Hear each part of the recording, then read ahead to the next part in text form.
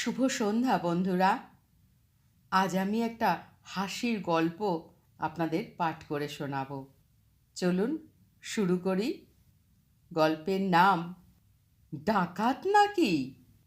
কবি সুকুমার রায়। হারুবাবু সন্ধ্যার সময় বাড়ি ফিরছেন। স্টেশন থেকে বাড়ি প্রায় আধ মাইল দূর। বেলাও প্রায় শেষ হয়ে এসেছে। হারুবাবু তাড়াতাড়ি পা চালিয়ে চলছেন। তার এক হাতে ব্যাগ, আর এক হাতে ছাতা। চলতে চলতে হঠাৎ তার মনে হলো কে যেন তার পেছন পেছন আসছে।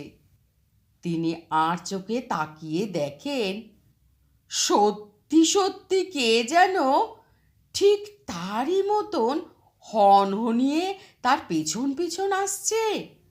হারুবাবুর মনে কেমন ভয় হলো। চোর ডাকাত নয় তো? ওরে বাবা! সামনের ওই মাঠটা পার হবার সময় একলা পেয়ে হঠাৎ যদি ঘাড়ের ওপর দু চার ঘা লাঠি কষিয়ে দেয় তাহলেই তো গেছি।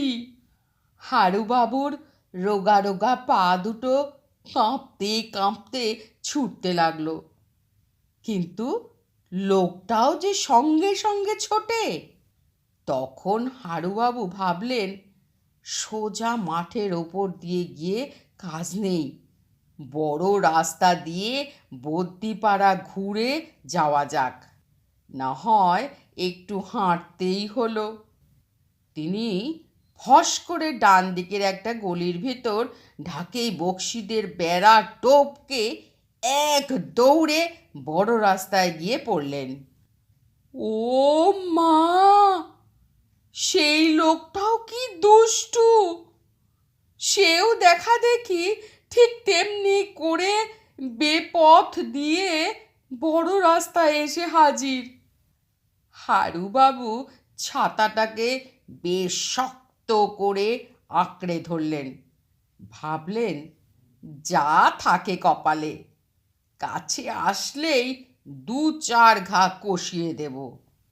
হারুবাবুর মনে পড়ল ছেলেবেলায় তিনি জিমন্যাস্টিক করতেন। দু তিনবার তিনি হাতের মাসেল ফুলিয়ে দেখলেন এখনো শক্ত হয় কিনা। আর একটু সামনেই কালীবাড়ি। হারুবাবু তার কাছাকাছি আসতেই হঠাৎ রাস্তা ছেড়ে ঝোপ জঙ্গল ভেঙে প্রাণপণে ছুটতে লাগলেন। পেছনে পায়ের শব্দ শুনে বুঝতে পারলেন যে লোকটাও সঙ্গে সঙ্গে ছুটছে। এ কিন্তু ডাকাত না হয়ে যেতেই পারে না। হারুবাবুর হাত পা সব ঠান্ডা হয়ে আসতে লাগলো। কপালে বড় বড় ঘামের ফোঁটা দেখা দিল। এমন সময় হঠাৎ শোনা গেল সামনে ঘাটের পাশে বসে কারা যেন গল্প করছে। শোনা মাত্র হারুবাবুর মনে সাহস হলো। তিনি ধাঁ করে ছাতা বাগিয়ে সিংহ বিক্রম ফিরে বললেন, তবে রে, আমি টের পাইনি বুঝি? ভালো চাস তো।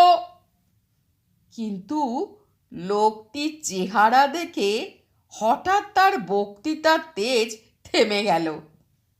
অত্যন্ত নিরীহ, রোগা, ভালো মানুষ গোছের লোকটি ডাকাতের মতন একেবারেই নয়। হারুবাবু তখন একটু নরম মতো ধমক দিয়ে বললেন, খামোকা আমার পেছন পেছন ঘুরছো কেন হে? লোকটি অত্যন্ত ভয় পেয়ে আর থতমত খেয়ে বলল, স্টেশনের বাবুটি যে বললেন আপনি বলরাম বাবুর পাশের বাড়িতেই থাকেন, আপনার সঙ্গে গেলেই ঠিক মতো পৌঁছবো।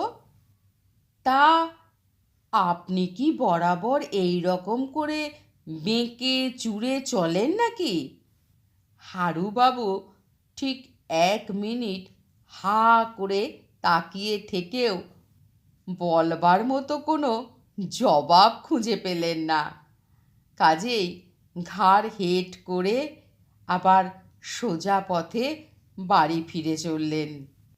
হাসতে থাকুন, ভালোবাসতে থাকুন, আর অবশ্যই কমেন্ট করবেন।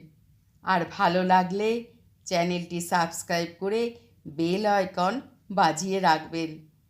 তাহলে যখনই আমি কোনো নতুন গল্প পোস্ট করব, তখন সাথে সাথেই সবার প্রথমেই আপনার কাছে পৌঁছে যাবে। আর কী ধরনের গল্প আপনারা আমার কাছ থেকে শুনতে চাইছেন কমেন্ট করে জানাতে ভুলবেন না কিন্তু। তাহলে আজকের মতন টাটা।